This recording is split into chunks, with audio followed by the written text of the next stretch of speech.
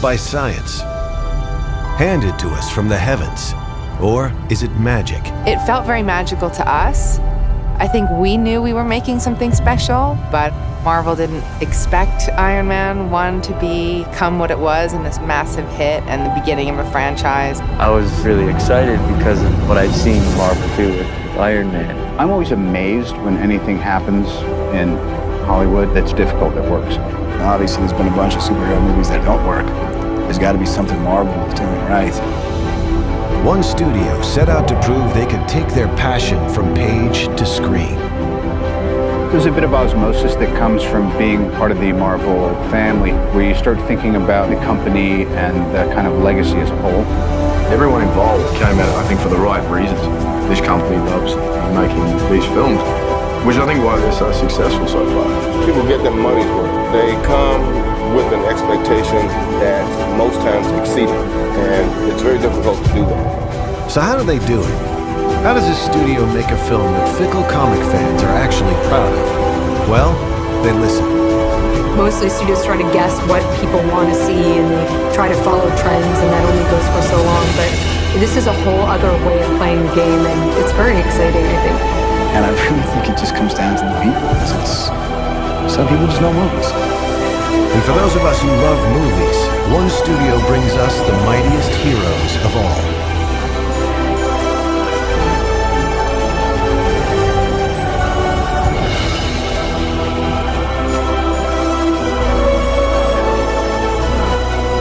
Here's the trick in Marvel. We want to stay true to the characters, we want to stay true to the books, but we also don't want to be afraid to take risks occasionally with our characters. We believe that our stories are so strong and our characters are so strong that we can take chances. If you talk to Marvel fans, ask them what their favorite moments are over the years in the comics, you will almost always get a character moment out of it. It is very rarely is it a pure action splash page moment. The reason Marvel's characters work so often is that they are so much like us. It's still the kid who gets beat up in class and wants the girl who's above his league and can't get the job and can't get a break. And I think when you open up the books of Marvel, you relate to these people.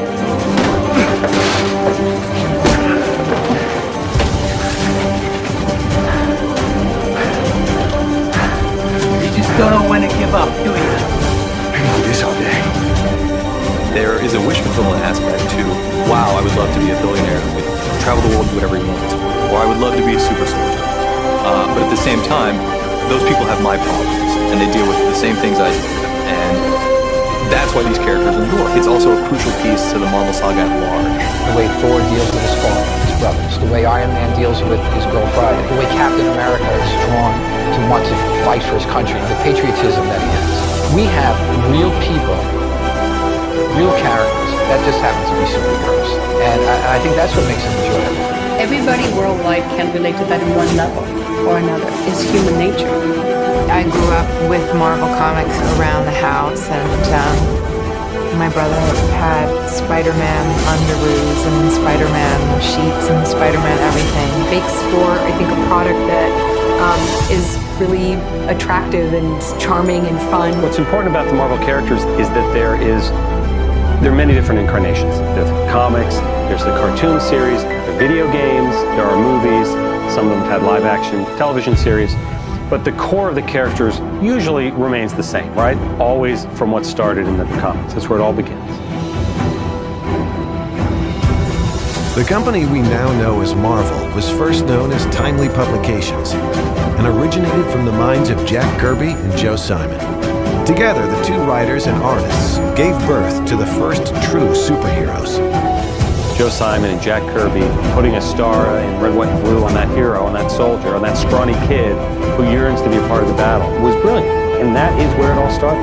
We were doing very well there. We're on top of the world with Captain America, and then we had USA Comics.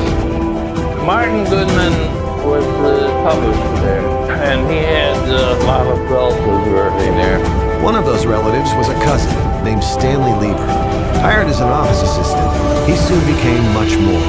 In a few short years, comic book fans from around the world would know him by his pseudonym, Stan Lee. I often look back at the characters that came out of Stan Lee's imagination and all of his co-creators, Jack Kirby, Joe Simon, Steve Ditko, Bill Everett, many, many others. The early 60s and the famous Marvel bullpen. Think about the characters that came out of it.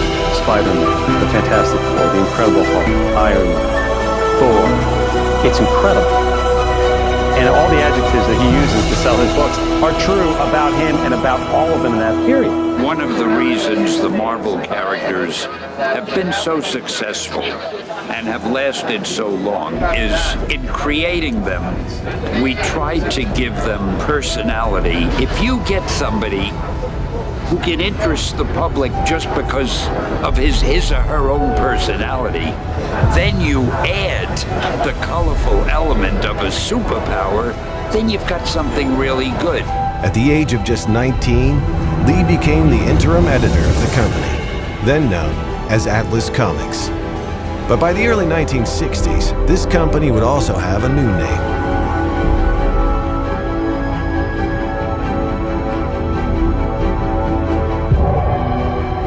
With its continued success and its stable of superhero superstars, Marvel soon began looking to branch out beyond the publishing world.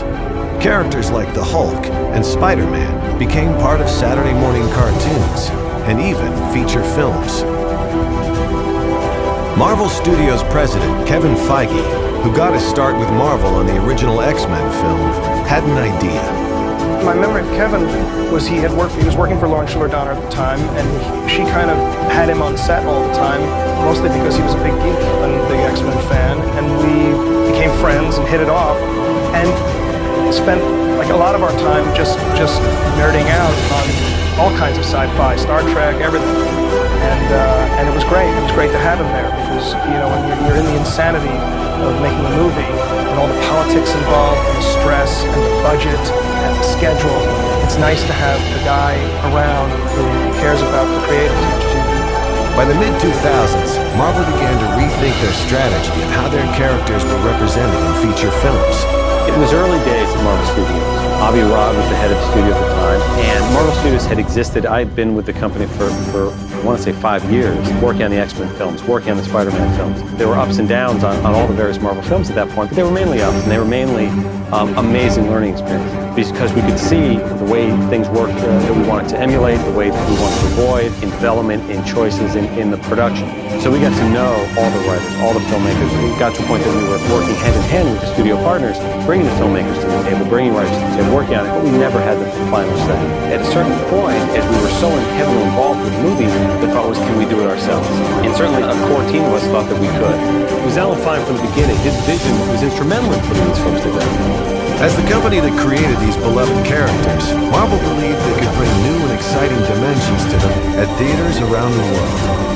And under the banner of Marvel Studios, the company set out to reclaim some of their characters and produce their own feature films. I started at Marvel in 2004 as an assistant, and David Maisel came up with this idea, this whole financing idea that we could get all the rights back to these things and put together a big slate, and we could finance it all as a slate. And as we were talking originally back in 2004 about what this slate could be, and there was this real realization as we're putting this book together of like, what characters do we have the rights to? Because that was the main question back then was, well, if we were going to make movies, what do we have the rights to still? We don't have the rights to Spider-Man, we don't have the rights to X-Men, we don't have the rights to Fantastic Four, to Daredevil, to Ghost Rider, to Punisher. We don't have the rights to any of that stuff. What do we have the rights to? We started to realize, well, we have the rights to Iron Man back. We never gave the rights to Captain America away. Universal's willing to let us make a Hulk movie if we pay for it, and we can use the Hulk in future movies. And we never gave the rights to Thor to anybody. So we have Iron Man, Captain America, Thor, the Hulk. We've always had Nick Fury. Marvel historically was really the company that created continuity within comic books, where Spider-Man, if you were reading Spider-Man, you were reading the life of Peter Parker from one issue to the next. And when one particular Spider-Man story was over and the next one started, they were all done in sequence. The same can be said for our other characters too. Tony Stark's moving through his life, and these lives are all moving in unison, and sometimes those books would connect. And when they connect, those are the coolest things ever, because those characters would team up, and sometimes they'd fight and then realize, hey, we're all on the same team, and then go fight back. Knew about the Marvel Universe to some degree, reading about this universe and discovering this whole other world. And I think that was the joy about having so many sources of information. It was constantly new things to inspire you. In books with pictures, it wasn't like that. The sense that each individual installment, whether it be a film or whether it be an individual comic or a series of comics, is actually just one little brick in a larger mosaic that is the big picture of this entire world of fantasy where all this cool stuff happens. And it's all going on, and it can impact and bounce around back and forth. Would it be possible to create a similar Marvel universe on film? With the new studio setup, the way things work now, is there more of an opportunity for a crossover here and there in Marvel characters? So say somebody might show up in a Hulk movie down the road. I think if you listen to the characters I named that we're working on currently and put them all together, there's no coincidence that they someday equal the Avengers. I think just having that possibility on the horizon is something that excites all of us. Kevin had this really strong notion that we could bring the bigger Marvel universe all together. Great thing is you can always peel the onion, right? The layers are so rich on every Marvel character, and the mythology is so deep that as long as there's that endpoint, I don't care if that endpoint is a comic or a cartoon or a pair of pajamas. It's the surface level of the onion, and you start peeling it back, and it can go deep. That, in the movies, we want it to be the same thing. You can watch the movie once, and there it is, surface level. Hopefully it's a great time. But you can keep going deeper and deeper and seeing more of the mythology and seeing more of the continuity.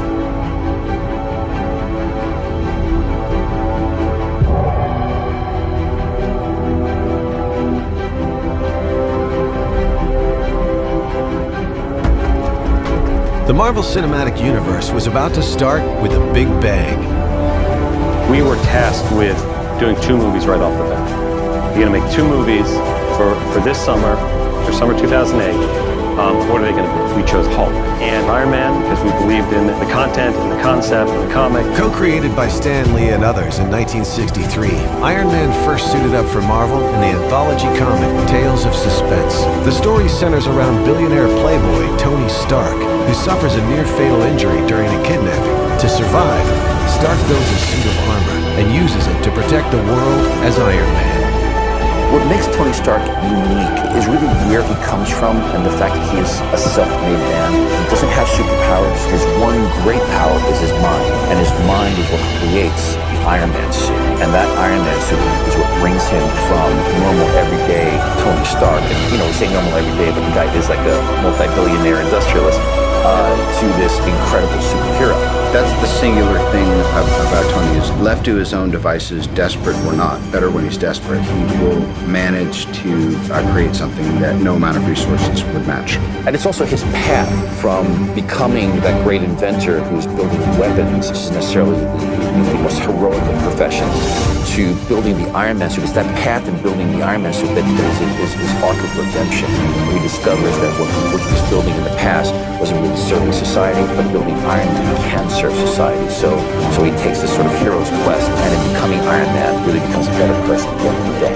Part of the appeal of Tony Stark is the damage, and he's a complicated figure, and I think he kind of represents the dark side in all of us, and that hope that we all overcome our own demons, and he's sort of a personification of that. While comic book fans were well aware of the adventures of Iron Man, many in the general public had yet to discover the character. To some, Iron Man was simply a B character, not nearly on the level of some of the company's more popular creations like Spider-Man and the Hulk. The company would be taking a huge risk launching their new studio with this little-known character. The secret to the Marvel comics, of course, is character. I don't believe in the tiers. I don't believe in A tier, B tier, C tier. It's up to us to make them all A. Because in the comics, they are. When you have a character that's been around 45 years, 50 years, that's an A character. That's an A franchise. And then it's our burden to convince the rest of the movie-going public that that's the case. Iron Man was a property that had been kicking around town and had been at New Line. They hadn't really had a way into making it. And I think everyone at Marvel kind of knew that there was something cool about this character, Iron Man. Back then, I literally spent, 6 months reading every Iron Man comic book, reading through all of them, pouring through all of them, just trying to put together packets of material. And we went out to, I think, about 30 writers, and they all passed. No one was interested in writing this movie. Marvel Studios is doing their own thing. They've never made a movie before. No takers. So we just kept sending out this packet in a letter. Iron Man's a character, 60 years of history, one of the mainstays of Marvel, pass, pass, pass, pass. And we were like, what are we gonna do? And so we were really excited once people actually started coming in for pitches. And then of course, as we shaped the film, even when we were trying to get rewrites during production on the first movie, we'd go out to writers and they would pass. Nope, not interested in rewriting this thing. And we were like, well, we're gonna pay we'll pay you, just come rewrite it. And everyone kept saying no. Since then, I've met with some of the writers that passed on it, and they all feel like, God, I can't believe I passed on Iron Man. Who knew it was going to be such a cool thing? But whatever it was, that energy of how the first film came together and how we were doing it from the ground floor up, all in-house at Marvel, was really special. But I think as we started digging through that material, it became apparent that there was a hero there that was kind of unlike all the others. With Marvel executives on board to make Iron Man their first feature, they now had the daunting task of finding the right components to make the superhero fly at the box office. Perhaps the biggest question was, who was going to direct the film? For that, Marvel decided to gamble and go with an unlikely choice. All the action going on along this line. There are two burning hulks of cars here, a lot of smoke, a lot of stuff crossing, very disorienting. We're on the road, the road's here, you're in the sand when you get out. Wherever you end up, that's where the things will go off and explode. By the first half of the decade, Jon Favreau was best known as an actor in independent films like Swingers. While he had directed some successful films, making a big-budgeted action film was not part of his resume. What he did have, though, was something Marvel believed was key in bringing Iron Man to the screen. When it came to looking for a director on Iron Man, John was one that rose to the top very quickly. Favreau is an amazing filmmaker and his amazing intellect. So the meetings were great. He had ideas that were awesome right off the bat. My memory of this is that it was one of those early meetings where he said you should start with the accident. You should start with the convoy attack. And then flash back and lead back up to it. That just is the one that pops to my head as one of the very first things I ever heard him say about the movie, that is right there. John is he's such a great actor, and he's such a great actor's director, and he's brought a real sense of story and truth and humanity. The real trick is, how do you make something that's ridiculous in the comic book actually plausible in our film? And how far can we stretch it before we break the tone?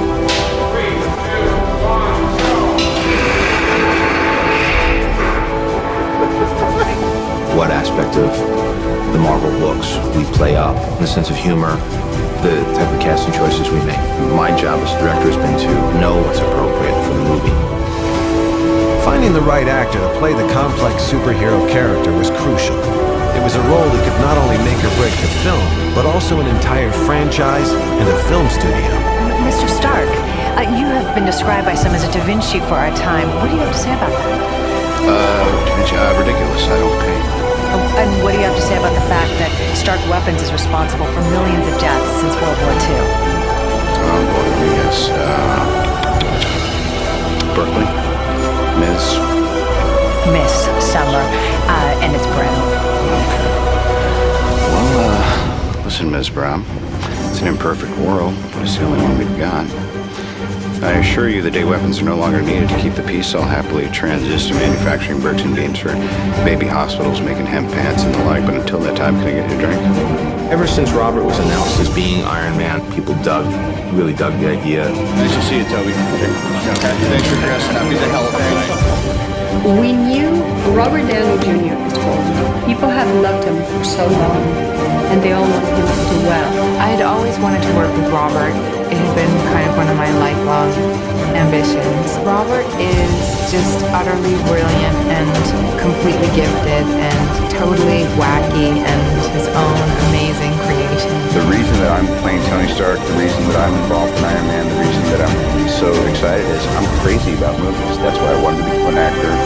Superheroes who manufacture weapons and then build one that they wear and use, to me, is just a complete nerdgasm. Whether an ATC check, start listening in on ground control. Sir, there are still terabytes of calculations needed before an actual flight is a Jarvis, sometimes you gotta run before you can walk. Ready? And 3, 2, 1.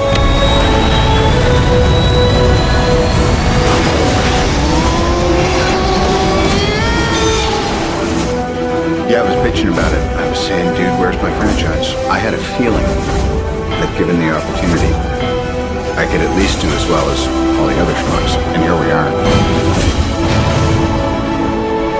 It was one of those situations where the material and the actor married well. And probably my single largest contribution to Iron Man was making that connection, making that happen. I don't think we realized how much heart and how much humor there was going to be in this franchise until we cast Robert. I remember The original draft of the script wasn't funny. One of the real transformative moments on the first movie was the speech that Tony gives at the weapons demonstration. They say the best weapon is one you never have to fire. I respectfully disagree. I prefer the weapon you only have to fire once. That's how Dad did it. That's how America does it. And it's worked out pretty well so far. For your consideration, the Jericho.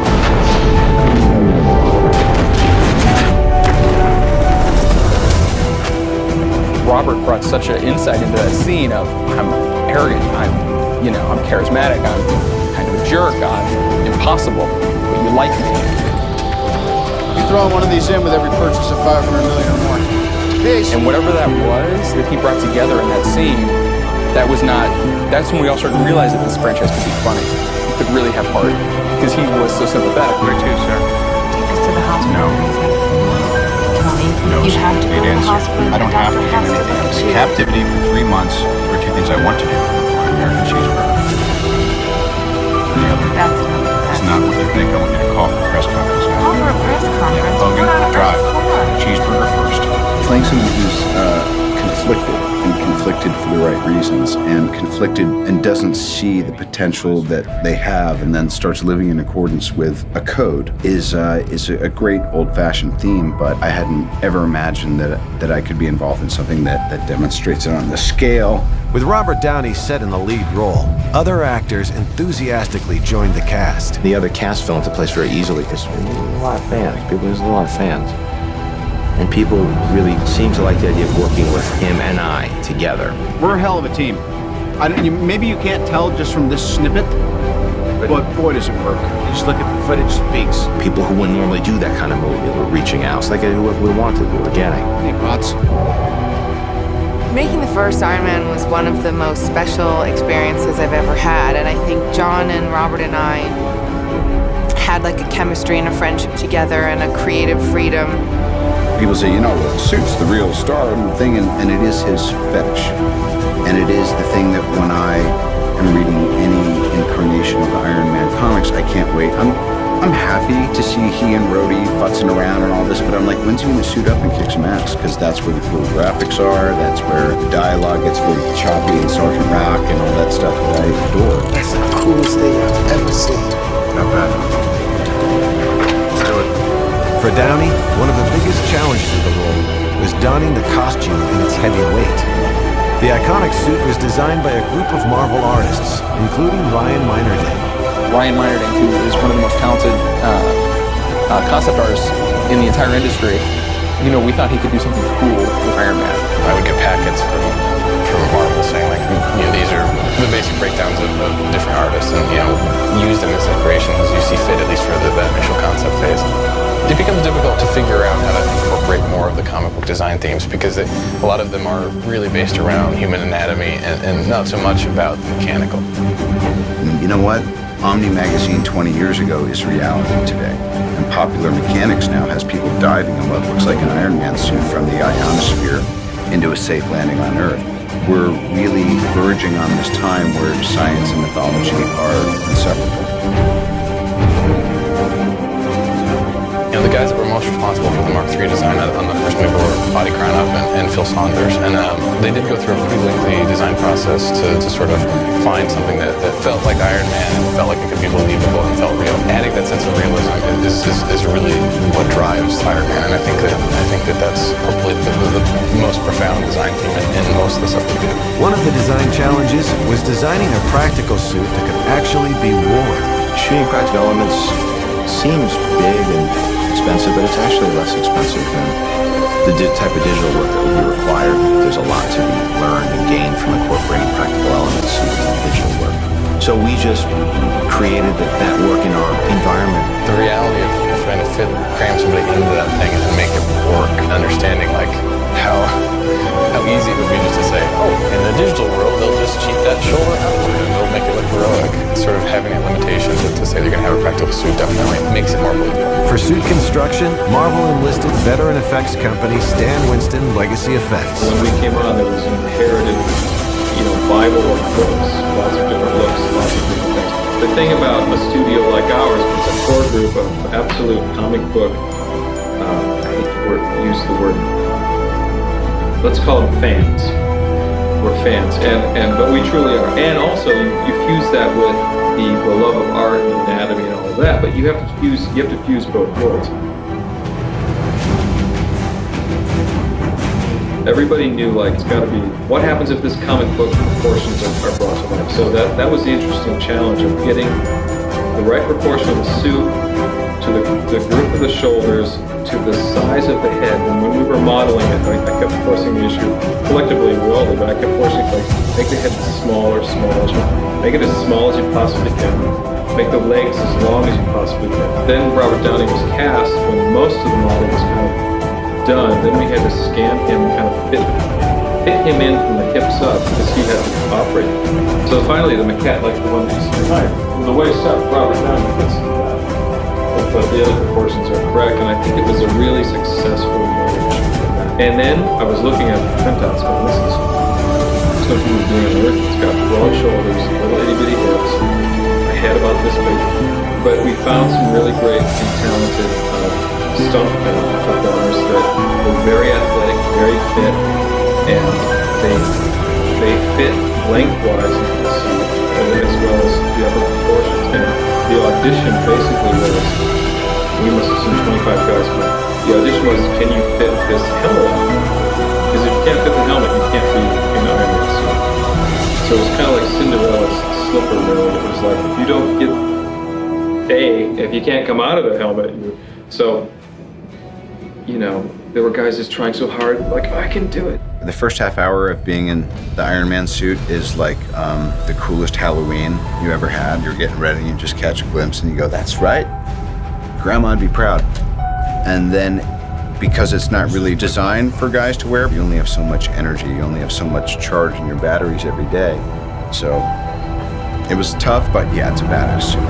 Some aspects of it are amazingly ergonomic. And others, though designed by the greatest team in history,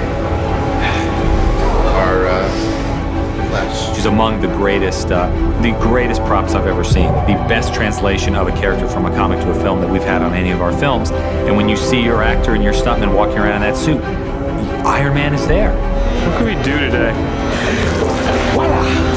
That was probably one of the coolest moments for me, like working in movies, because it was literally like Iron Man was standing right there. Good luck keeping up.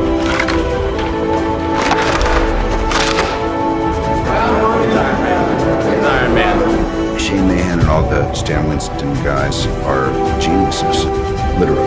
Not just how can you execute this thing that we said wasn't possible, but how can you adjust it when you realize on the day we want to do something completely different?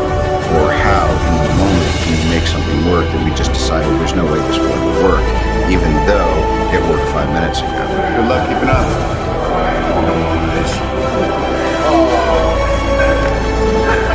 Works every time. Once we've designed that and built that, then the digital companies could take that physical full-size piece, scan that, and use that as the basis for the computer model. And then they were able to, obviously, get a little bit more, like take the waist in, just subtle little changes, maybe make the arms a little longer, but you really are hard-pressed to determine which one was which. Spearheading the visual effects process was Victoria Alonso. The way the jump powder likes to work is that if I can't tell that you've done your job, you've done a great job. Because the more real that we make it, the more grounded that our superhero is. And one of the key issues in making Iron Man successful is to have made him quite grounded. I think what's the most successful of it is what ILM did in some of those sequences where you really think it's a suit. I have a great idea, Tony, but my suit is more advanced in every way.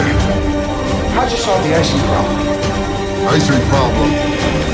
The suit is about 1,000 pounds. Robert is quite quick on his feet, and if you keep that lightness with the suit, I think you lose the reality of 1,000 pounds of metal on you, and that determines very much the kind of assertiveness that you walk on. And even though people try to mimic it, it's tricky. Between us and visual effects, we really came to the conclusion of physical start, physical end with a soft, gooey texture of digital in between maybe 2 more shots. It's peppered throughout. It's pretty nicely peppered from that's real, that's digital, that's real and digital. It's like you can't quite tell, and I think if you have to work that way so that you fool the audience. It's imperative that we keep that relationship with legacy, because so much of what they can give us and you can actually put onto a body, so much of it becomes alive when Robert Downey Jr. puts it on, and we learn so much about the character that he inhabits. But if you don't have that, as good as we are in the computer graphics world, the gift of the actors, what they bring to the table, is something that we almost get there, but we don't quite get there. Still try to keep it grounded and as real as you can, because that's the world we live in. The Marvel Universe portion of it, of Iron Man, is very grounded in today's world.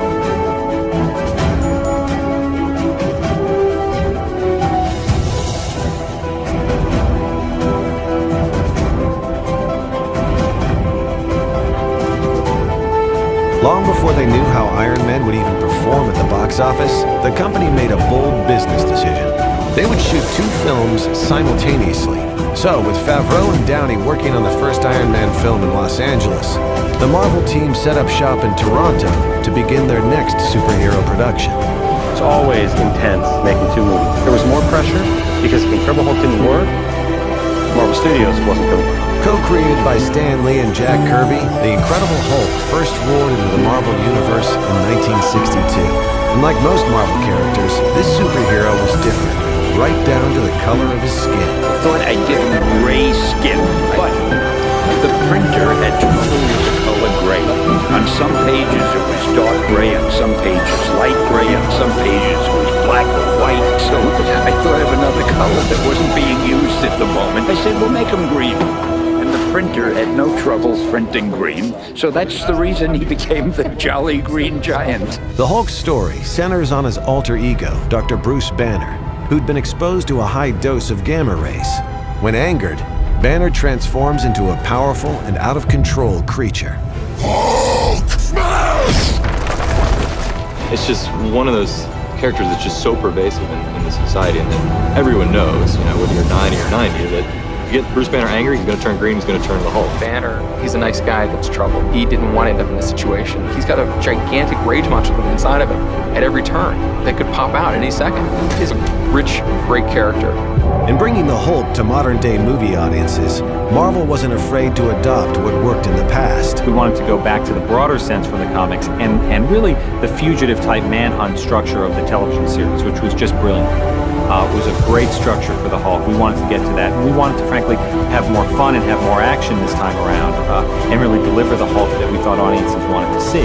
For director Louis Leterrier, the Incredible Hulk film presented an opportunity to explore the intricate details of the lead character's search for inner peace. He just had such the right attitude and such the right idea of fun, of smashing, but at the same time, he could direct actors. He could tell performances and tell a more emotional story. And with the Marvel films, they're never going to be primarily about action or about effects. A large portion of it will be about that, but it has to be about the characters. The characters can't get lost within the spectacle. When we find Bruce Banner at first, he's had a few Hulk outs, but they weren't controlled, and they didn't really remember what happened. But slowly throughout our movie, he's going to learn that maybe that monster within him is something that can do good. Yeah, that's good, yeah, right? It's quite nice if you keep on moving just around the slider. Right? Yeah. Louis thinks big. I mean, he really does think big. He talked about using handheld cameras a lot. He talked about the visual experience being dirty, and by that he meant not always, perfectly composed. But there's a sense of chaos and horror film aspect to it, and I like that a lot. Hulk itself, or himself, creature, performs a lot of heroics. He's never looking for trouble, on the contrary. He's kind of naive and childish, very childlike. But society is egging it on, and he's trying to stay away so he doesn't harm anybody. You don't have to do this, please. This is insane. Betty, I've got to try.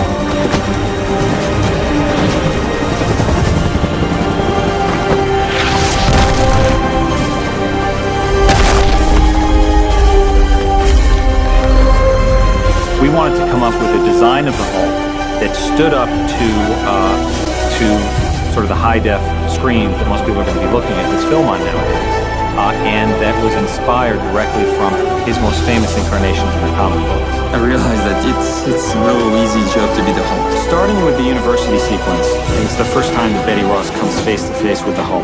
And in that scene, Liv had to walk across an empty field looking at a stuntman with a giant backpack that went up to a two-dimensional drawing of Hulk's face. You're not going to mistake that for Hulk. You're going to mistake that for a stuntman with a big ring on his back with a two-dimensional picture of Hulk. It is a tough job to be able to pull that off. We were trying to get a whole shot for like the university sequence, throwing footballs at each other, running around, screaming, our weapons advisor shooting guns in the air, just to get them to react a little bit.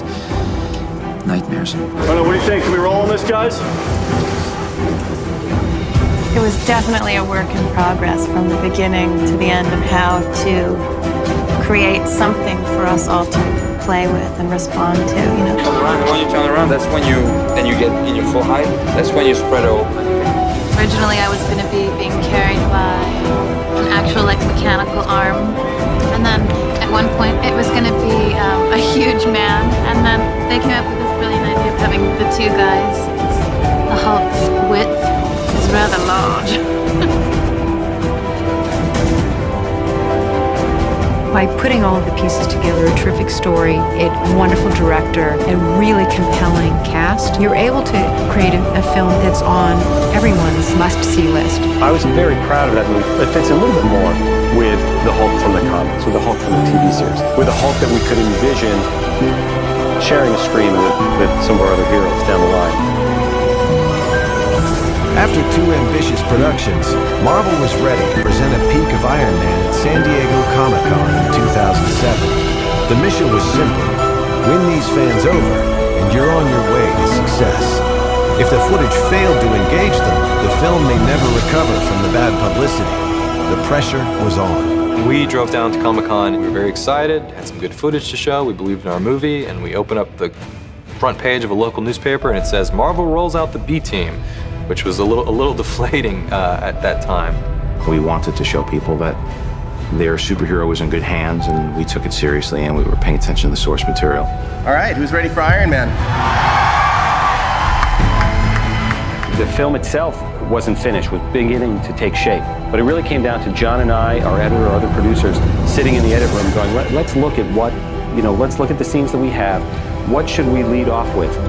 A moment of him suiting up, an image of the gauntlet, an image of him flying through the sky. And we landed on what we knew would become the core essence of the movie, which was not the suit. It was Tony Stark.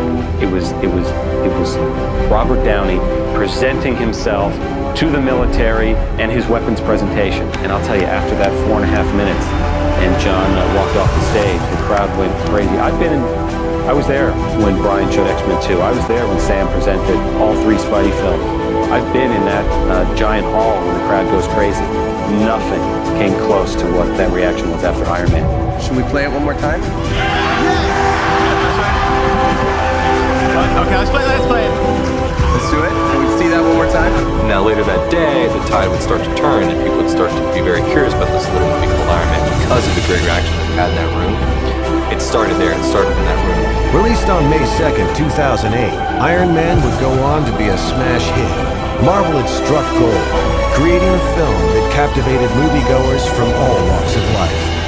The biggest compliment we could get on the first Iron Man film was, wow, I don't usually like movies like that. I loved Iron Man. And what the people are really saying is, oh, it wasn't just explosions and special effects. I cared about the character. With the success of their first Iron Man film, Marvel had established itself as a major player in producing high-quality motion pictures. And as one of Marvel's most popular personalities, perhaps it shouldn't be surprising that the Incredible Hulk proved successful with critics and audiences alike. And for fans who stayed until after the credits, both films offered a glimpse of the ever-expanding Marvel Universe.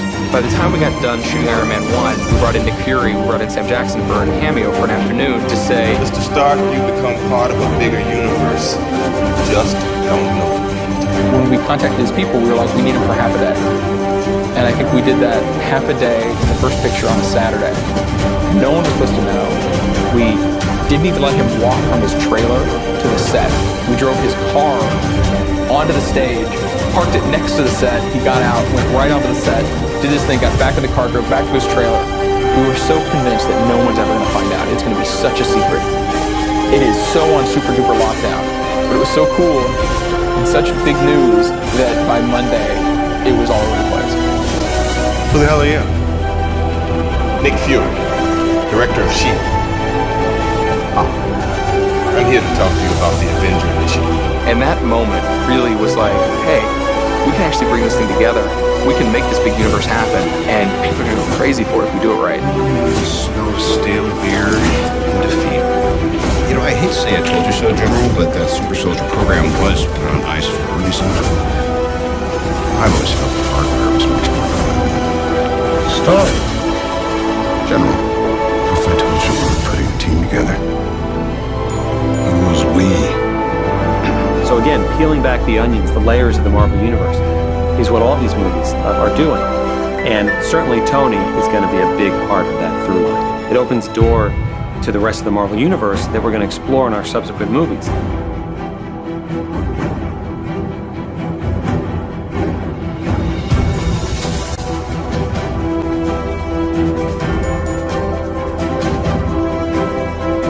In the spring of 2008, Marvel announced plans for production on Iron Man 2. After you do a first film, and if it's been a hit, as you hope it will be, that's half the work right there. I mean, it really is. Okay, we've hit the tone, we've hit the characterizations. People now know this character and like this character. That gives you a lot of freedom to jump into what story you want to tell next. At the conclusion of Iron Man, Tony Stark reveals himself as the shiny superhero, setting up an intriguing storyline for the movie's sequel. I am Iron Man. I think it was a very brash thing to do at the end of the first movie to announce he was Iron Man, to not do the secret identity thing. It was a very fresh take, and I think it allows for a whole world of possibilities that don't normally exist in this kind of movie. Part of the difficulty of these superhero movies is everything's been done, so how do you make it different? Not only from our first film, but from what everyone else is doing. There's only so many scenarios. You'd imagine in some ways that the origin story is complete, that the Iron Man franchise, there's no way to go but a rehash of all the exciting bits having occurred. And I thought, well, no, because we only scratched the surface of Pepper, and I knew once Scarlet came on board for Black Widow, that was something. There have been good sequels, there have been not so good sequels. And what we've learned, and we learned early on, is you can't just feel the pressure to add the new character, add this fan favorite, put in this new villain. You'll collapse very quickly under the weight of all your characters. So what we try to do now, what I think we've achieved in Iron Man 2, is only introduce the characters, the new characters, that will have an impact on your main characters. We've got that with the Black Widow, Natasha Romanoff. Black Widow's character dates back to the 1960s and is one of the rare Marvel creations that has changed radically through the years. When she was introduced, she was really a femme fatale. She literally wore like a widow's veil and a pillbox hat. The Black Widow springs from the 60s spy genre. She's a Russian defector. She came out of a project called the Red Room, where she was taught to be the perfect Russian spy. And then she comes to the States and becomes a part of the superhero community here and rebels against, her Cold War masters of the past. And it's the perfect name for her because she's beautiful and she's deadly. You have this temptress, shape-shifting female character, Black Widow, played exquisitely by Scarlett Johansson. I loved the first movie so much, and so as soon as I heard that there was a possible part in the second installment, I was all over it. I was desperate to be a part of it. Oh, wow. Very, very impressive individual. She's fluent in French. Rule number 1, never take your eye off your phone. Scarlett was just a dream. She's so game. Natalie is so complex and kind of unreadable, and she had a really good time doing it. Marvel and the filmmakers were quite pleased with Scarlett Johansson's film interpretation of the femme fatale. Scarlett did an amazing job, not just in her performance, but in her training. She has some of the best moments in the entire movie. Giving away the secrets here. I was certainly more than willing to be a part of the action, so to speak. And I wanted to really sell it. You know, I wanted to know what it feels like to, you know, to hurdle over giant bodyguards and, you know, do all kinds of flippant things. She spent hours and hours and hours for months, by far the most dedicated actor when it came to the stunt work and the physical work. She really wanted to make the most of it. And as a result, we used her double very little. I think I was, you know, really wanted to prove something to myself, but at the same time, I'm very sensitive when you see those action movies and, you know, it's like the back of somebody's head and then all of a sudden they give that one pose at the end and you're like, that was nothing. That was the lamest thing. You know, you want to see the actor risking their life, you know. It's part of what makes, what sells it, I think, as an audience member. And I, you know, like I said, I'm sensitive about that sort of thing. So I never would want to be that, you know, I wouldn't want to be perceived as like a wuss who couldn't do it, I guess. You really believe that if she's moving through this hallway full of these guards, that she's able to do her flips and turns and grabs. It was pretty inspired. And she learned a lot, and she did wire work herself. And then it was about designing the costume.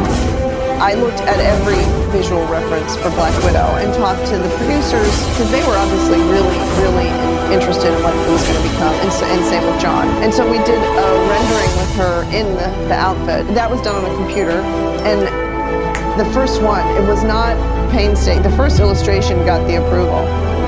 Final fitting. Didn't she look great? What do you think? Questions, comments, concerns? She weighed Compliments? 170 pounds when I hired her. Look at what she got. I don't think I've ever worn anything like it before. I mean, I'm certainly not like a deep sea diver, but I can imagine that it's sort of like a wetsuit.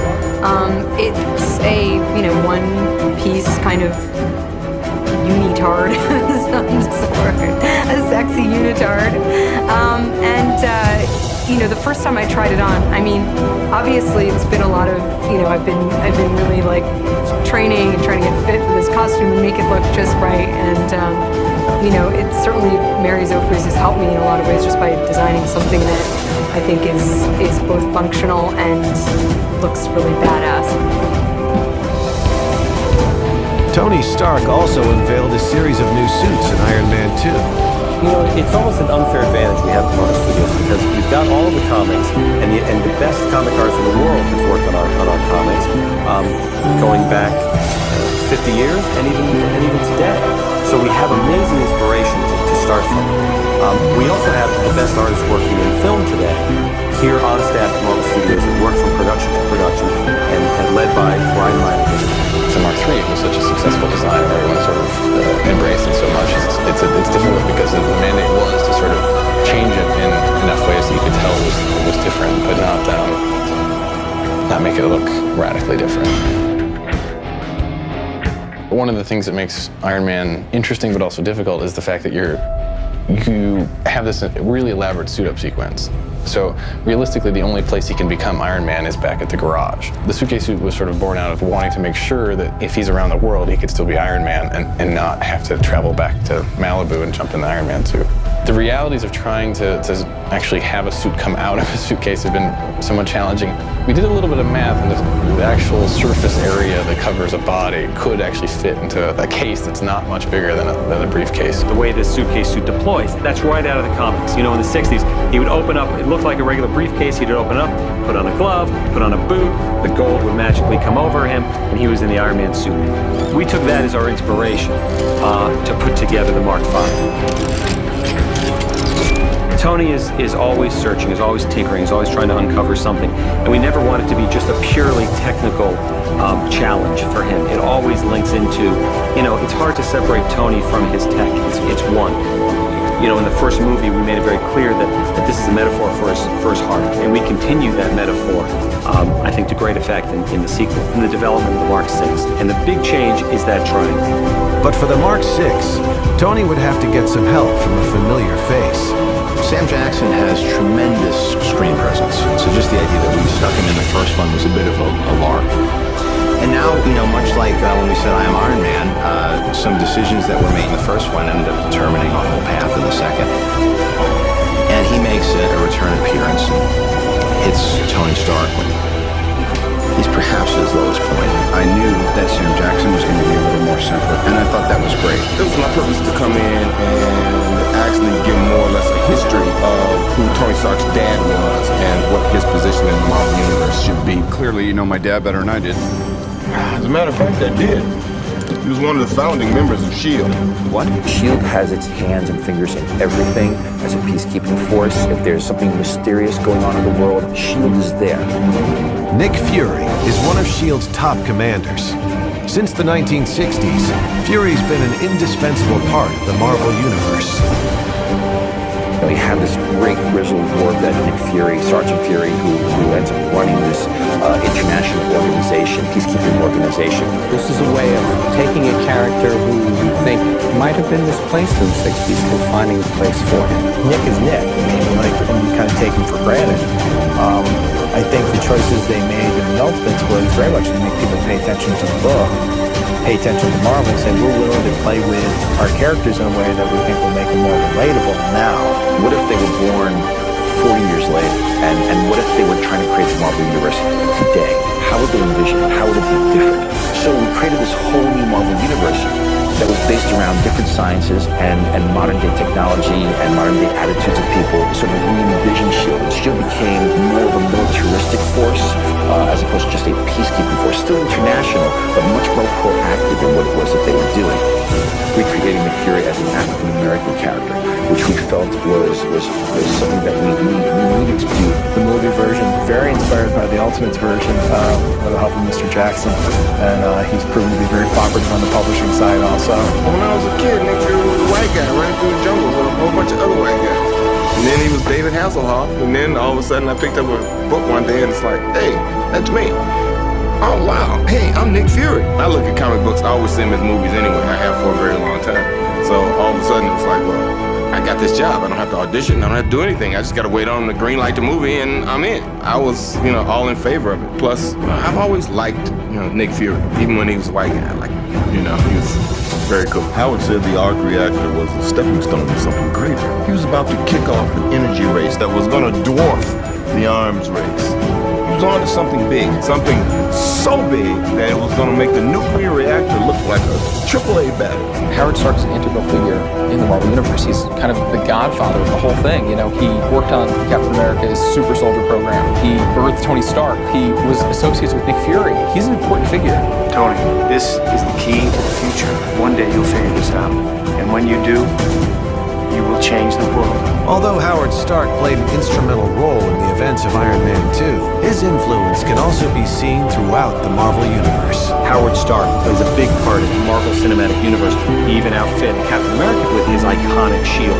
You look over his shoulder, a certain scene in the workshop of Iron Man 1, you do see what looks to be Captain America's shield, and you see that again in Iron Man 2. What's this doing here? The Marvel Universe is vast, with characters and storylines crossing over each other. But perhaps no other character has inhabited the Marvel Cinematic Universe more than Agent Coulson, played by actor Clark Gregg, first appearing in Iron Man 1. Mr. Stark.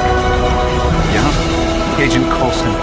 Oh, yeah, the guy from the Strategic Homeland Intervention Enforcement and Logistics Division. God, you need a new name for that. Yeah, I hear that a lot. Coulson, after his performance and the reaction to him, it was obvious that we were going to have him in Iron Man 2. He's the glue. I had loved Iron Man, and then to get a call that they're putting him in Iron Man 2. Director Fury wants me in New Mexico. Fantastic. Land of enchantment. So I'm told. Secret stuff. Something like that. I turned to Captain Feige and just said, "What's in New Mexico?" And they're like, "Oh, Thor. Thor, you're in Thor. Did anyone tell you?" Sir, we found it.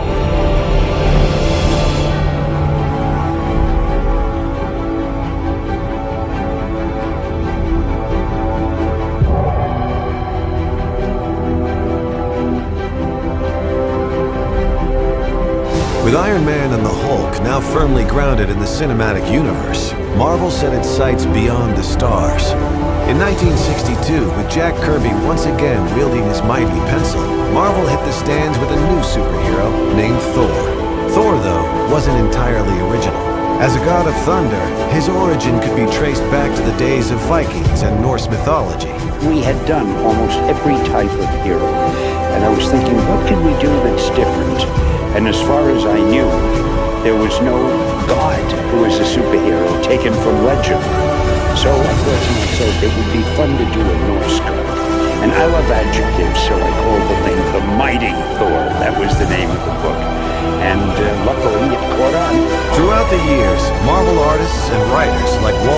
Wilson and J. Michael Straczynski expanded on Stan Lee's original vision of the legendary god. When I began doing the book, I began thinking about the Vikings and trying to do more mythological stuff and more Viking stuff without trying to copy the myths exactly.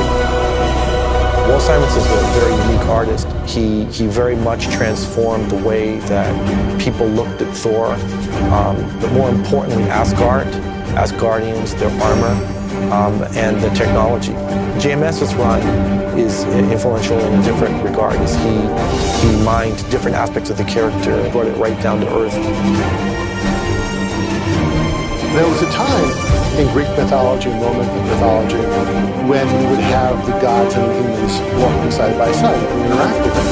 They were part of our everyday lives. So the idea of rooting him in New Mexico and rooting him in the earth seemed like a natural thing to do to sort of ground the character. To create the world of Thor, both on planet Earth and above, Marvel needed a director that could mold these two fantastical stories together. Aside from casting, the thing that Marvel does best is they pick the right directors for their projects. For Thor, Marvel decided on Kenneth Branagh. Like Favreau, Branagh enjoyed a successful career as an actor before becoming a highly regarded director, helming celluloid versions of Shakespeare's Much Ado About Nothing and Hamlet. I think it can be daunting to any filmmaker to come into this process with a film like Thor, which has massive expectations, as all Marvel movies do. But the truth is, Ken is someone in his career who's faced many challenges. It's an epic adventure, and I wanted to direct a film on that scale.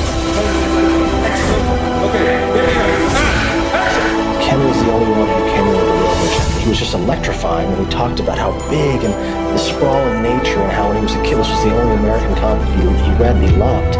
Ken got it.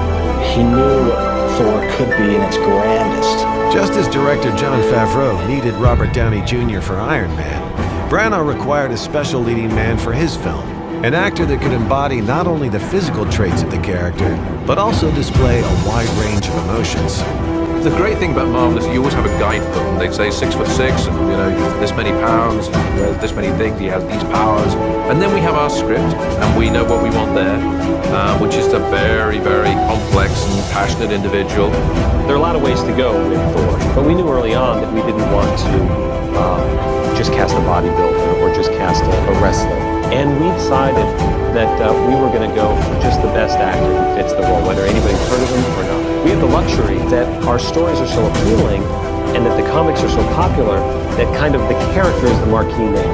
There's not the pressure to say, gosh, you need to get a movie star in this part or you won't be able to make the movie. We waited until we felt in our bones we've got exactly the right person for this version of Thor, and Chris Hemsworth is that. Hemsworth, a relatively unknown actor from Australia, blew filmmakers away with his Thor audition. For this film to work, you gotta love our hero. You gotta just be behind him. Chris does humor, sorrow, strength in such an honest way. And I've never seen someone throw themselves at work like that before. He's worked really hard to make himself sort of that godly physique. He can deliver these lines, which are very grand, in a way that you believe. I'm Thor, Odin's son. We had to push him to really slice the ham sometimes in a way that Thor thought was being impressive, because it was part of the very pleasing arc from a thoughtless man to a thoughtful man. Oh, they brought the big boy in. Nice. I knew who Thor was and knew about the Marvel Universe to some degree. So that was the exciting thing about getting the part. Okay. Well, what if it's all the way out? And lower as well. Just try lower. See if we... Is that okay?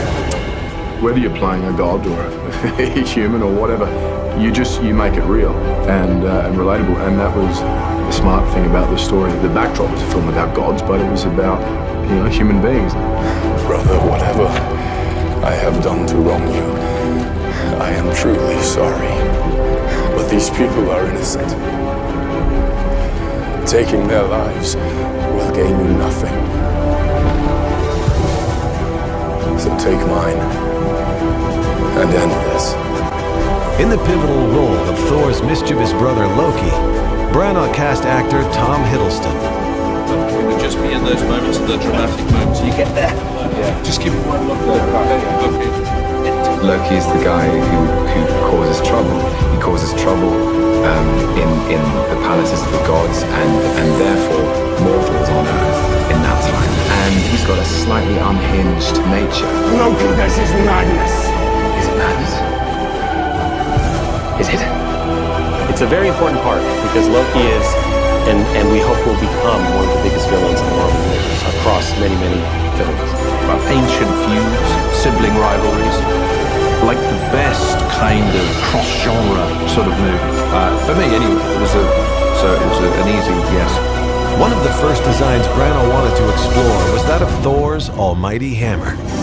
The first challenge with the hammer is to work out how to pronounce it,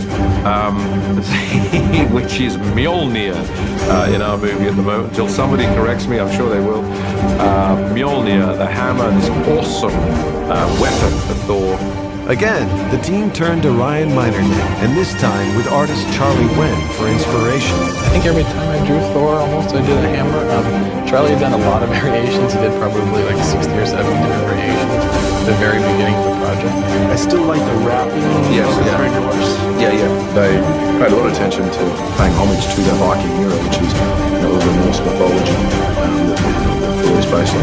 There is significance to everything we've done on the hammer. There are runes on the top of the hammer. Sort of went back and forth and decided what needed to be on this hammer because there's a lore involved that you don't sway from in certain areas, and this is one of them. Whosoever holds this hammer, if he be worthy, shall possess the power of Thor. Norse mythology is definitely in there. At the same time, it goes back to Kirby. So trying to fit those together, I think that's kind of where we started. I think that's also where Ken was like, he does want to get Kirby in there and not completely lose the Norse. It's Excalibur, it's the sword in the stone. It has to have that power. When we see it, boy, you're going to know.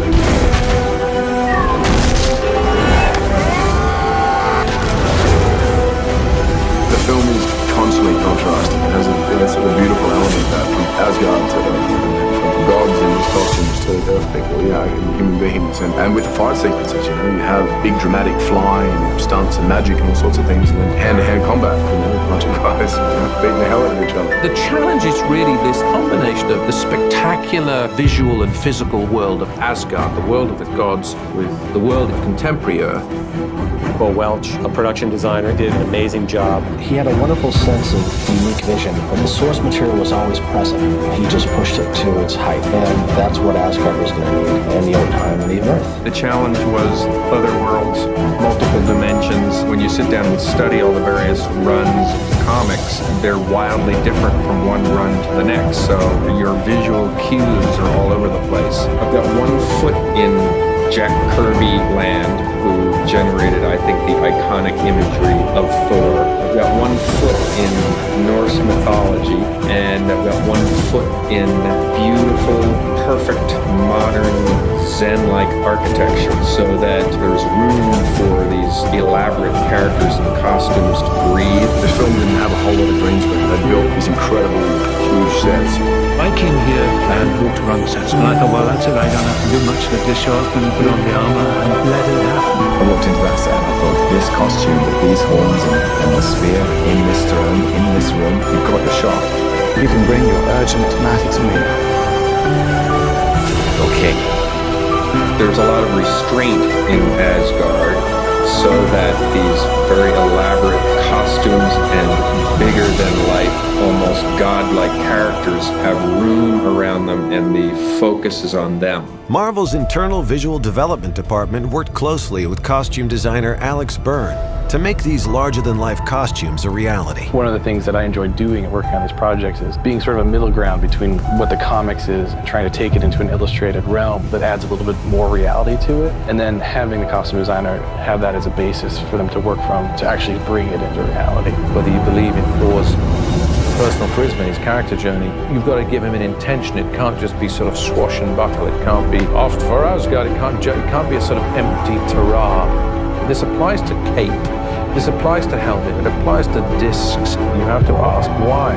Okay, so why does he need the cape? Can it tell us a story about his position? Does it help him move better or worse? Does it give a visual signal to other characters? A helmet, or what's it used for? Is it ceremonial, aggressive? Always find a why. And so Alex Berman's great at doing that. I have to say we have a great team of actors because the clothes are not easy. They do not take 5 minutes to put on. It's about an hour in the costume. It's just layers and bits and pieces. And the first couple of weeks we were pouring sweat and dyeing these things. Then they came up with these cooling vests, which the race car drivers wear, which basically a little vest with pipes that run some cold water and cool you down. I haven't quite counted how many pieces it takes to get this thing on, but it's an incredible piece of work. I mean, it makes you stand up straight. You know, there's no sitting around in jeans and a t-shirt ordering a frappuccino in this costume. The challenge is bring visuals to the screen that people haven't seen before. At the same time, giving it the Marvel aesthetic of the wish fulfillment, of that relatable hero, of a journey of redemption. It's hard with a big action story to really hope that you could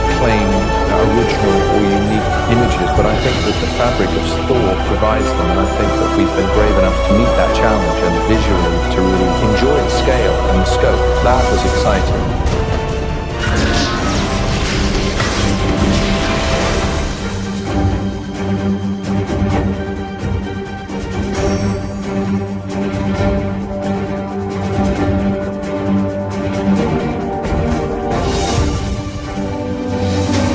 With Thor, yet another hit for the fans, Marvel wasted no time introducing their next character to grace the screen. This time, it was the most important Avenger of all, the first Avenger.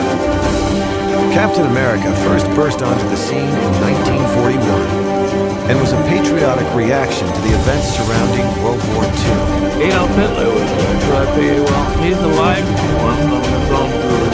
He'll be the villain, and it's someone patriotic guy to be his foil. So we designed Captain America. You know, the message was loud and clear. It showed Cap right on the cover, punching Hitler in the jaw. So there was nothing unclear about the message of the comic book. Given his long-running success in the comics, the character's story seemed a natural for the big screen.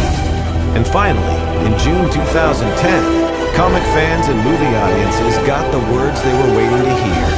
Marvel's Captain America film was in production. Whether it's building a suit, or exposed to gamma rays, or coming from another world called Asgard, the notion of a superpowered human started with Steve Rogers' Captain America. Keeping a watchful eye over the Captain's legacy was director Joe Johnston. Yeah, if you open the compass and set it down here, then you put it on the map. You're like, it'll work. Johnston first worked as an effects artist on such iconic films as Star Wars and Raiders of the Lost Ark. His success on these classic pictures propelled him into the director's chair for such respected films as The Rocketeer and October Sky. He's made a broad range of movies, but one thing that they all have in common is they have a big heart. There's usually a very personal and emotional story at the core of it. And of all the characters in the Marvel Universe, if there's ever a film that we need a filmmaker who can tell the story of someone with a big heart, it's Captain America. I wanted to make Captain America because he is not really a superhero. He's the kid next door who has this process performed on him, and he becomes the world's greatest athlete.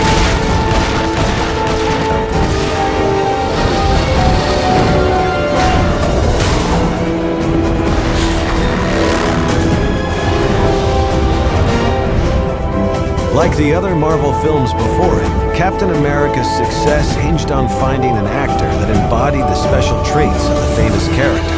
I went and met with Joe and Kevin and Steven, and they sat me down and gave a really good pitch of who this character was. He's a good man, an honest man, a noble man. As a result of those virtues, he's given this gift, and he's able to kind of balance this new life he has with his old set of morals. Do you want to kill Nazis? Is this a test? Yes. I don't want to kill anyone. I don't like bullies. I don't care where they're from. Well, there are already so many big men fighting this war. Maybe what we need now is a little guy. Marvel was confronted with a challenge. how to turn Chris Evans into a skinny Steve Rogers. We knew that the movie wouldn't work if you didn't buy Skinny Steve at the top. We're going to spend the whole first act with a scrawny version of Steve Rogers before he gets chosen for the program and undergoes the procedure that turns him into Captain America. And if that looked fake, if that didn't feel right, you would lose it entirely. Knowing what we wanted Chris to look like when he came out of the pod, fully transformed, we knew that he had to start working that right away. And he spent probably 3 months getting into that shape. We also knew that for the entire first act of the film, he had to look like he weighed 100 pounds and he was 5'7". Obviously, once he started working out, there's no going back. Steve Rogers is supposed to be 98 pounds, he's very tiny, and then when he turns into Captain America, Chris Evans looks pretty remarkable with how he worked out and where he took his body to. So that's a tough one that we've had to do a lot of reference shooting. It's always a balance of trying to see, okay, what will work and what won't. We sat down at the very beginning and we said, it's not really a visual effects movie, is it? It's just a movie. It's a movie. It's a buddy pick. I mean, it's a superhero, but he doesn't really have that many superpowers. You know, he jumps a bit, he's stronger, but it's not really many visual effects. And then you turn around and we're probably going to be 12, 13, 1400 shots, taking the original photographer of Chris Evans, thinning him down, and just like frame by frame, painstakingly reshaping his entire body for the first third of the movie. We discussed all sorts of things. Are they different actors? No. Well, do you do a Tom Hanks Castaway thing? Well, our schedule wouldn't allow time for Chris to get that skinny and bulk back up again. So we started looking at a number of effects processes to get it done. All CG came up. We just didn't feel it was there. It wasn't right, and there was enough of that creepy factor that you would never be able to fall in love with it. And the goal was to make the audience fall in love with the character before he gets any muscles, before he puts on the costume, before he holds the shield. And in early meetings we had with Chris Evans, it was very important to him and it was important to us that it be him, that it be his performance, that entire section of the film. I think if you get to know who Steve Rogers is before he becomes Captain America, that's what will make for a good character, that's what will make a good movie. We did a few proof of concept tests, and I remember showing the section of the film, early rough cut footage of the rebirth scene, where there were a few shots of Chris skinny, gets onto a table, goes into the pod opens up, reveals the muscles, and the people I was showing to, how did you have those muscles? That was amazing. What's that effect? How'd you have those muscles? I went, that's not the effect. The effect is the skinny version. Really? That is kind of where we all looked at each other and went, it's going to work. How'd you feel?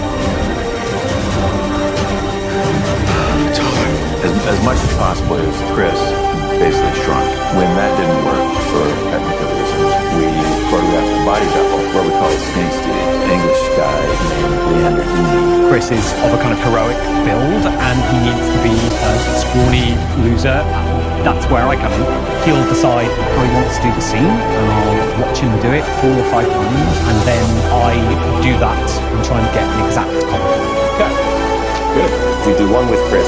You do one with a double. We do one with a clean plate. Sometimes we do one with Chris and slide a green screen in behind him. Sometimes we do one with the double and put tracking markers on his face. Frankly, because we wanted to give the effects houses as much information as they needed, because we knew the process would be easy, and we knew that from shot to shot they'd have to vary their technique. So we essentially covered every technique possible to give them all the ammunition they needed. You still recognize that it's Chris Evans, and yet it's unfathomable that is half the man that he really ends up being in the movie. What happened to you? I joined the army. Marvel was now faced with the daunting task of creating Captain America's iconic suit. One of the biggest problems that we'll have as concept artists is that we're working in sort of a vacuum of how do we make this guy look as great as possible. And that doesn't necessarily take into consideration the real actor's body type. It becomes a difficult challenge, and I think that a lot of the stuff that we try to do is just make a really amazing looking costume. Initially, when Captain America becomes Captain America, he's not released to go off and fight right away. He's used kind of as a propaganda tool. He's in this very silly Captain America costume. It's tights. When you sit down and really step back and look at the Cap costume from the comic books, it's not a real practical costume to try to get. Like, two things that people always allude to are these bell-bottom pirate boots, which were there for years, and the wings that are a cowl, and they don't work. One of the things that suit was particularly interesting for the Marvel guys was to try and actually get a full-on version of Captain America on screen. Finally got everything I wanted. I'm wearing tights.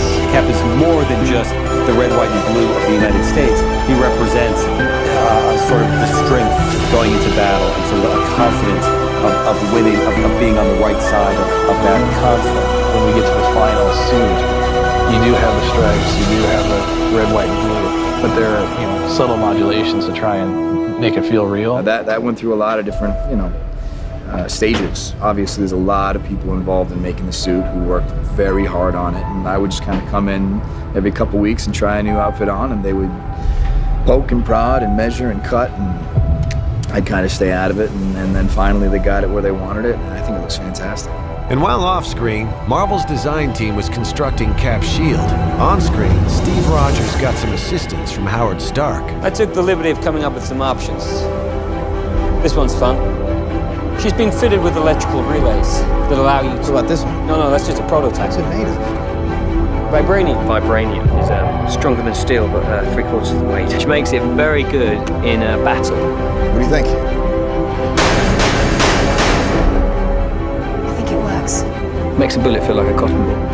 No, I invented that. Dominic did a great job of feeling like, oh, that seems like the loins from which Tony sprung. So that was really satisfying. As you look closer, you do see that there's bigger ideas at work. When you see things like super soldier programs, suddenly you begin to understand how our whole universe came together, and how things like Nick Fury and S.H.I.E.L.D. and the Incredible Hulk and Iron Man can exist in this world. Almost everything that the military does in the Marvel Universe after that is an attempt to recreate the super soldier. We've already seen in the Incredible Hulk, Bruce Banner, Emil Blonsky turning into the Hulk, turning into the Abomination. Those were all attempts at replicating what Steve Rogers was. General Ross and Emil Blonsky have a discussion about the super soldier program. WW2 initiated a sub-program to biotech force enhancement. Super soldier. Some people, Howard Stark, believe that technology and weaponry and armor is the way to outfit troops. There was another program that believed biology was the way to enhance it. Worked with Steve, hasn't worked since then. And is that because they didn't get the formula right? Or is that because there was something inherently special in Steve Rogers that made it work? The serum amplifies everything that is inside, so good becomes great, bad becomes worse.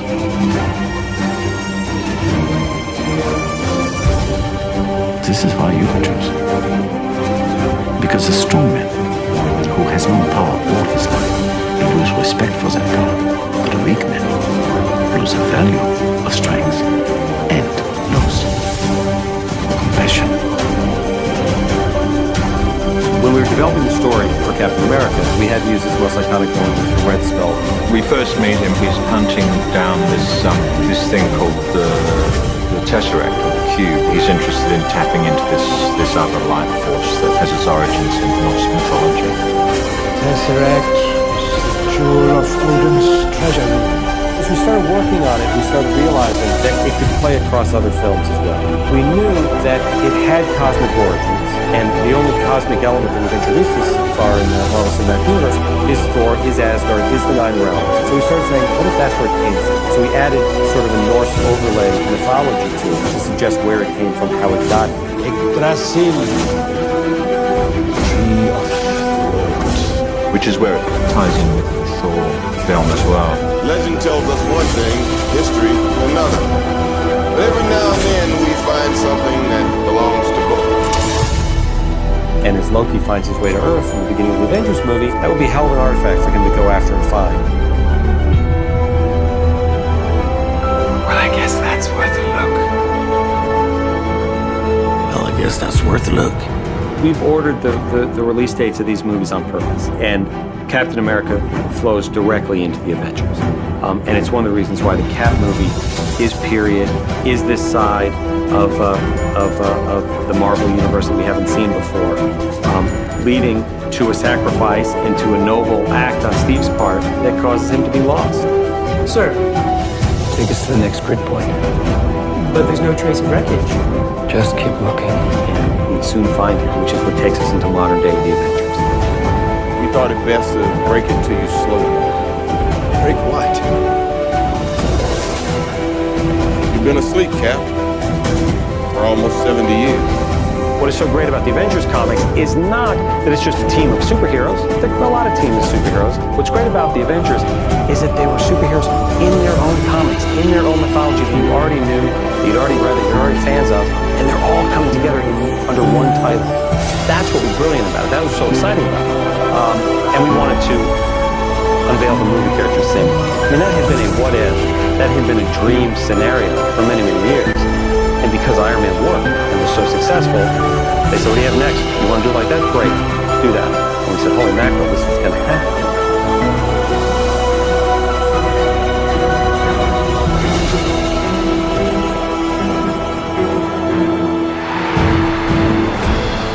In 2010, Marvel went to Comic-Con to unveil to the fans a first look at footage of Thor and Captain America. But fans had no idea what else Marvel was about to reveal. Do you mind staying a few more minutes for just a second?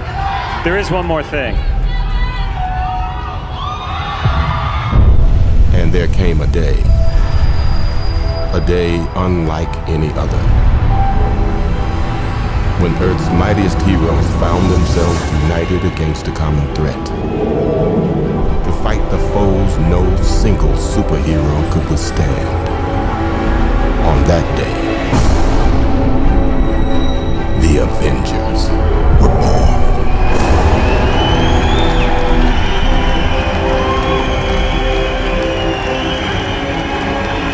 When they walk out, it's going to be the first time they've ever all stood in one place. Samuel L. Jackson, Nick Fury. It is my great pleasure to introduce my right-hand man, Agent Coulson, Clark Gregg. My right-hand woman, you know her as Black Widow, Scarlett Johansson. The God of Thunder, Chris Hemsworth.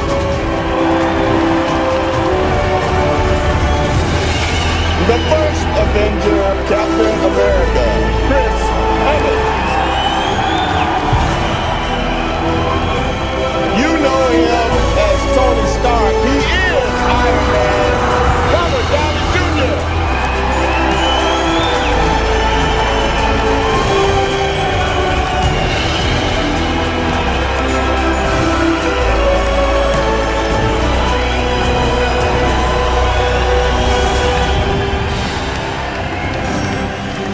Playing Clint Barton in the role of Hawkeye, Jeremy Renner.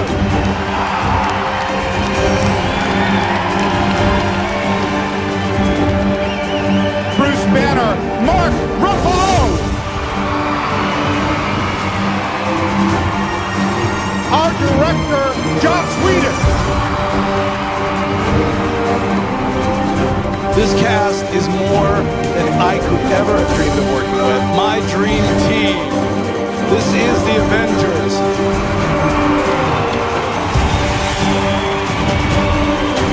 Casting was enthusiastically supported by excited fans. The production was finally ready to begin.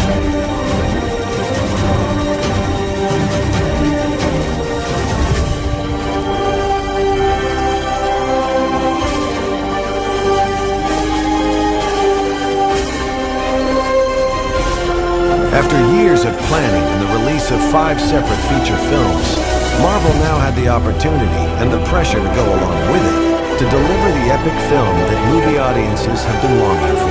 Marvel Studios is going to take all of their top superheroes and they're going to put them all together in the Avengers. That's the most ambitious movie I've ever seen. We have a new challenge with the Avengers that we hadn't had before. Not only do we have comic books, we now have movies that people fall in love with. We gotta look back at Iron Man 1, we gotta look at Iron Man 2, we gotta look at Hulk, we gotta look at Thor, we gotta look at Captain America. And let's see what we've established, how our own filmmaking can inform the storytelling that we're gonna do on this film. So it makes for a unique challenge when putting the Avengers together, because it's really, how do we pay off this cinematic universe that we've established? How do we give fans of the movies what they want while still honoring fans of the comics and giving them what they want as well? With a film as massive as The Avengers, Marvel knew they had to find the right director. Joss Whedon, who had created such cult hits as Buffy the Vampire Slayer and Firefly, had the perfect DNA for the job. What Joss is better at than almost anyone I've ever worked with, Joss is the first pure writer-director that we've had on one of our Marvel Studios films, is looking at the big picture. is looking at setting, and sowing seeds that are going to grow at a certain point, set up some payoffs. He constantly sees the big picture. He wrote the script. Reading that first draft, I was blown away. With Joss, we have a guy who is capable of a real-world tone and of incredible humor. So as a result, you get a script that works from a tone level and has terrific humor in it. And that's really fun because Joss is a guy who wrote the stuff, he believes in it, and he can really stand there and point to it and say, this is what my intention was. My intention was to bring the humor, to keep the real world tone, and to bring it all together. And I think the actors can respond to that and go, I'm on board. Look around, and then I will give you position those up. See where the trapeze is. Yes. Look up. Talking about a more complex piece of machinery here. Trying to interface these characters to where they all make sense, all have arcs, and nobody has to do too much heavy lifting, though everybody gets their day in the sun. What a massive challenge. Impossible, really, in so many ways, to really assemble all these characters that normally are number one to carry that movie. The only thing I really had to worry about was making these people matter to the audience. The only way you can approach anything is through the relationship to the character. Do the people care? We're casting personas that have already been proven to work when you put them all together. Tony Stark, Hulk, Thor, Cap, they're such different personalities. Right, so you cast the best person for those personalities, you do your job right when you put them together, it's going to be as fun as it is in the comics. For movie audiences, most of the Avengers will look familiar, having met the characters in previous Marvel movies. However, one member of the team may not be as recognizable. The idea of using Hawkeye came from Marvel, who had said they wanted Hawkeye on the team because he was a fan favorite. Hawkeye swept into the Marvel Universe in 1964, with an appearance in the comic Tales of Suspense. The character, also known as Clint Barton, was first introduced as a reluctant villain. In just over a year, though, Hawkeye would seek redemption and fight crime alongside the rest of the Avengers. Filmmakers cast Jeremy Renner in the role, making his first appearance in a cameo in Thor. We need eyes up high.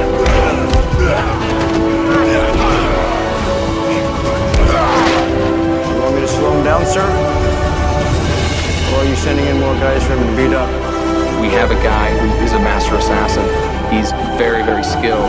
He's probably off his rocker a little bit. He's a little bit nuts, he's a little bit crazy, but he's good at his job. But she's fascinating. He's preternatural with bow and arrow. He can just do anything. He's a lone wolf kind of guy anyway. Really a team player. I think he kind of does his own thing.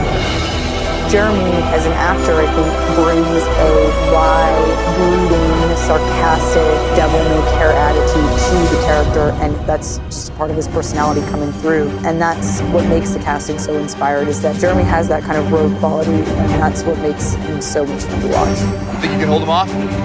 Captain, it'd be my genuine pleasure. In addition to new characters, the filmmakers decided to give the Hulk a makeover, casting actor Mark Ruffalo in the iconic role. I had always felt that Mark was the guy to play Bruce Banner because there's something immensely introspective and affable about the guy. It's good to meet you, Inspector Banner. Your work on anti-electron collisions is unparalleled. I'm a huge fan of the way you lose control and turn into an enormous green rage monster. Thanks. This idea of bringing like this darker, a different kind of more humanistic moving Hulk was really exciting and compelling. Filmmakers also used cutting-edge technology that gave Ruffalo the chance to leave his imprint on the character.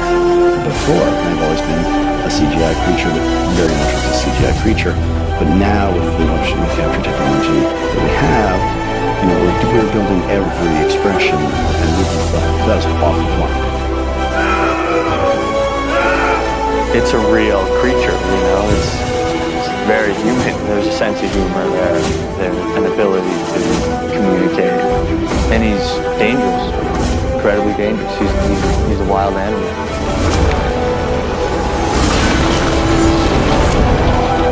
And the Hulk wasn't the only hero getting a new look. We weren't looking to do like X-Men, solidifying them through certain design choices to feel as a unified team. They're not a unified team for much of the film. That's kind of the point of the Avengers. We did do things like decide, when Thor's on the helicarrier and when he's standing next to people that are relatively in normal costumes, we're going to take off his cape, we're going to take off his sleeves, we're going to take off his outer armor point. So he's still very much this Asgardian God standing amongst them, but isn't, you know, standing over them like a statue. No one told me it wasn't fancy dress. This is embarrassing. When I first met Joss about filming, there's a couple of things I want to change. I want to make the hammer big, just like 10-15%, so the hammer's bigger. It's a slightly different design. I think it looks prettier. It's got a lot of trees. It looks, there's the class to it. You know, it's not quite as rugged as the other one. These guys come from legend. They're basically gods. There's only one God, man. And I'm pretty sure he doesn't dress like that. Bringing Captain America into the modern day, he's going to have a new suit, a new outfit that S.H.I.E.L.D. has designed for him. Clearly, S.H.I.E.L.D. loved this notion of having Captain America back, and they wanted the big, bright red, white, blue costume to go along with it. People in this room, which one is A, wearing a Spangly outfit, and B, not a uniform? It's a different uniform, and obviously it's a bit more sleek. The first uniform had to look not only period, but somewhat utilitarian. It's wartime, so it has to look like it would function on the battlefield. This one just looks a little bit more modern and slick. It's, on a personal level, it's incredibly wonderful. It's much nicer to get in and out of.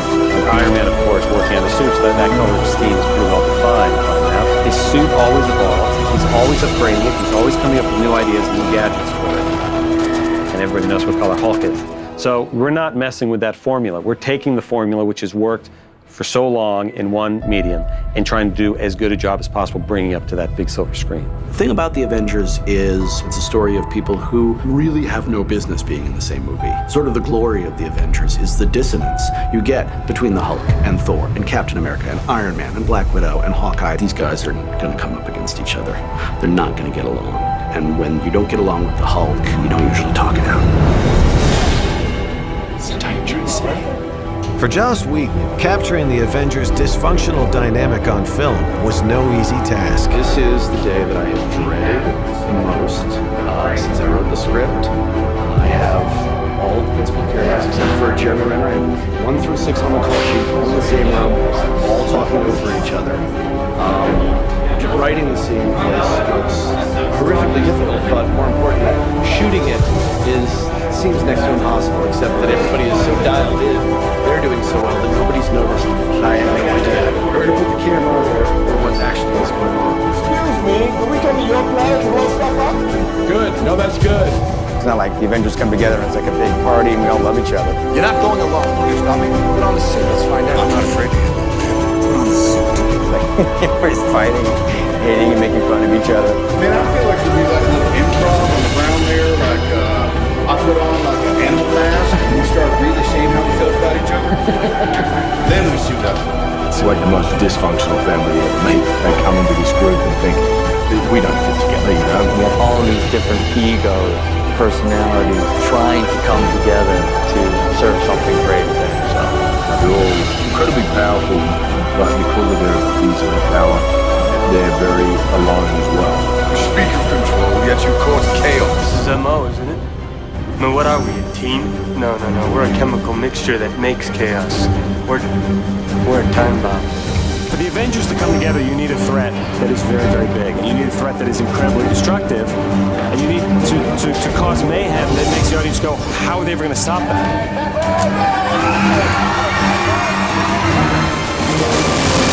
Today we blew up the whole world. I don't remember writing anything quite as big as what we just shot. I don't think anybody's left alive, including the Avengers. That might turn out to be a problem later on.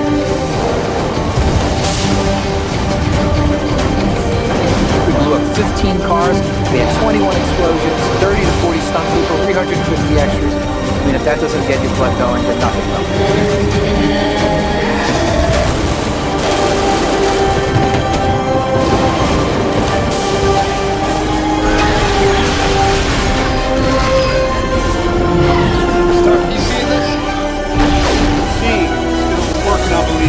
I think what makes this film stand out is the grounded nature with which Joss has infused this film. In my mind, a throwback to what people loved in Iron Man, the original. It's everything that Joss loves about sci-fi, which is being able to escape in this otherworldly reality, but have it still be heartfelt and sincere. This is Loki. This is monsters and magic and nothing we've ever dreamed. There is a lot of depth to this movie, but it's such a historic story of like coming together and like fighting the bad guy. What are you asking me to do? I'm asking, what are you Coulson. Yes, superheroes flying through buildings and risk factor goes up. So to see the Avengers battling it out in the streets of New York is pretty epic. The power surrounding the cube is impenetrable. Thor's right. We got to deal with these guys. How do we do this? As a team. Marvel's The Avengers premiered on April 11th, 2012. An intense journey was about to pay off. The movie's finished. People are about to see the movie. What started as Stan Lee, 50 years ago, 45 years ago, coming with this idea to put all the heroes in one story, and what continued about 6 or 7 years ago with 3 or 4 of us in a room saying, wouldn't it be cool if?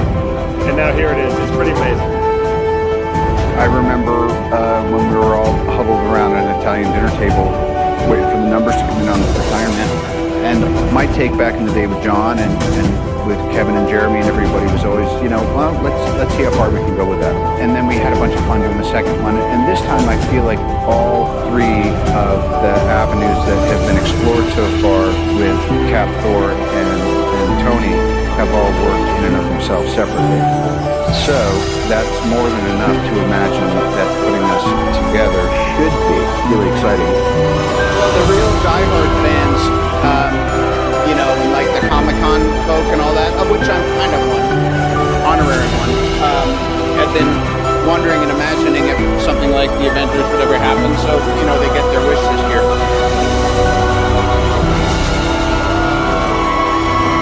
That is when it all makes it worthwhile. All that hard work, when you hear the laughter and the clapping or the wow or the sadness, you feel it. You can actually feel it in theater. And that for me is everything. If we could create that for any generation or any kid when they go see that movie and you go, wow, that was cool. We really put a lot into this. We worked really hard to give the audience the best experience possible. It's truly a remarkable feeling. The idea that these 6 years have all paid off and being here tonight on Hollywood Boulevard at the El Capitan with the entire cast of the Avengers, and we're finally making the movie and we're finally getting to show it to the world, the most exciting thing in the world. So it's been going on for 6 years now, obviously. We've got Iron Man, Iron Man 2, Thor, Captain America. These are all chapters in a book, in a kind of giant epic novel, pop culture mythology. It's very American, very unusual, and this is where it all pays off. We're all just stewards of these characters, which is amazing. I wouldn't want to be doing anything else. This is the culmination of many, many years of work for us at Marvel Studios. But who knows what will happen